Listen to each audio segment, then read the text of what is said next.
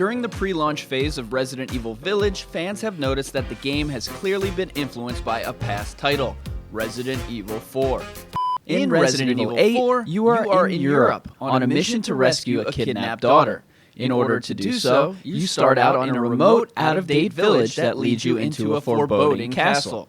Along the way, a merchant supplies you with weapons and upgrades to help you out, while a tall, larger-than-life tyrant-like figure and some other goons try to stop you. However, you find out there is a higher power ordering everyone around, and there is more to the story than meets the eye. But after all of that, how would we even know? Well, thankfully for us dumb Resident Evil fans, GameSpot has confirmed that this Resident Evil game is influenced by another Resident Evil game. Great work. Joking aside, RE Village is influenced by the entire series and also has its own new tricks. But what are some of the similarities with RE4 specifically, besides this audio Easter egg we found in the demo?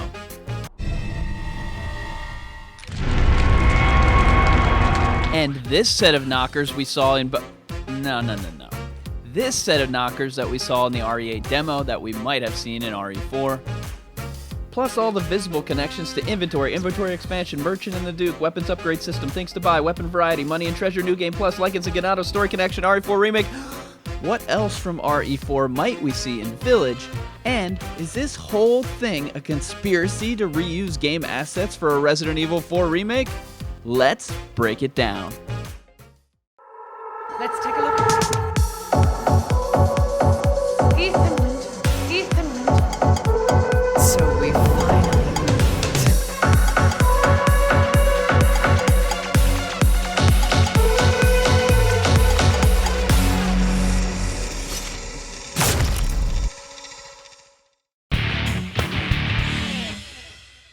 Let's start with the clear influences. Resident Evil Village has replicated the inventory system from RE4. From the grid pattern, to the ways the items move around, to the discard section on the side, to the fact that it all happens inside of a case, the two systems are very similar. By the way, that probably means no more item box. But what is also similar is the way to expand the inventory.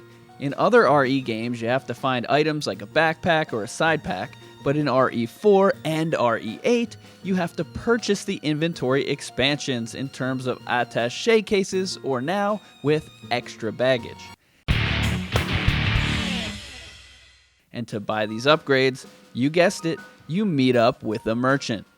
While many fans were probably hoping for the classic How You Doin' merchant, but something that might interest you, Capcom decided to create a new character named the Duke. I've been waiting for you, Mr. Winters.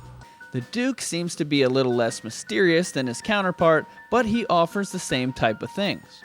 For one, he offers you the ability to upgrade your weapons, another thing coming over straight from RE4. You can even see they use the same categories like firepower and reload speed. But the new system may have its own little RE8 tweaks. As you can see, they've hidden a few things on the screen. And we wonder if after you fully upgrade, there will be a special final upgrade like we saw in RE4.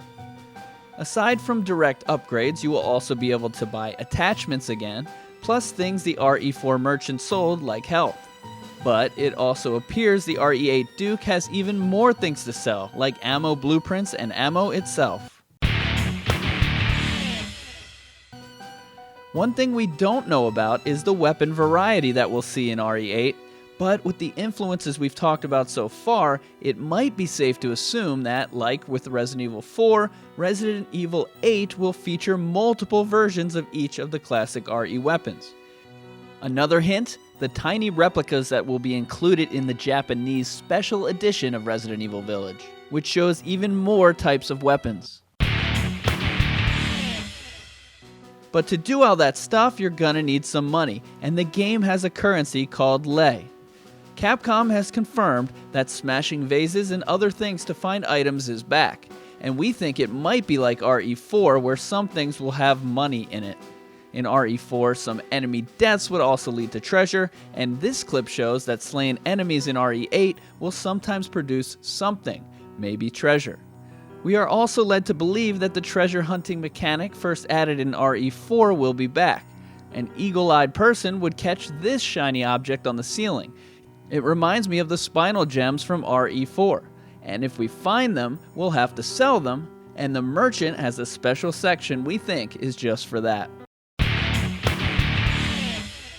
Also in RE4, if you load a cleared game, you start the new round with everything from before, plus the merchant lets you buy things before the game starts. This has morphed into something we call New Game Plus now, and we think some version of it is likely in RE8. Now let's talk about enemies. The common type of zombie-like enemies in the village section are called Lycans. While they have their own unique moves, they remind us a lot of the villagers from RE4. This is because we see them attacking Ethan with weapons, which really started in RE4. Heck, they even have annoying flaming arrows. From the way they group attack, to the fact that they may have their own version of a chainsaw guy, Lycans may be the new Ganados. The events in the two games are separated by around 15 years, and in terms of storyline, no connections visible so far. We even replayed through RE4 the other day looking at every single second of it, and we didn't find any type of connection. Not a single thing. However, it just feels like the storyline connection to RE4 is possible. Are the Big Cheese and Lady D related? Is there a House Salazar? Will Leon show up at the end and save the day? But the real connection between games may come from outside of the storyline itself and into the real world. A lot of people think that RE8 is a warm-up to Capcom's next big remake, Resident Evil 4 Remake. With RE2 Remake and RE3 Remake, they were developed in a similar time and manner, and RE3 ended up with some key areas from the original being cut out. So people are worried that RE8 will be the big game, and then the RE4 remake will get some leftover treatment with a quick rushed release and not be the remake they want. The RE3 story kinda shows me that, however, I didn't even think they'd remake RE3 because of the sales numbers. I thought they'd go straight to 4, and I think 4 to them is a way more important title, and that they're gonna spend a lot of time on it, but that's just my opinion.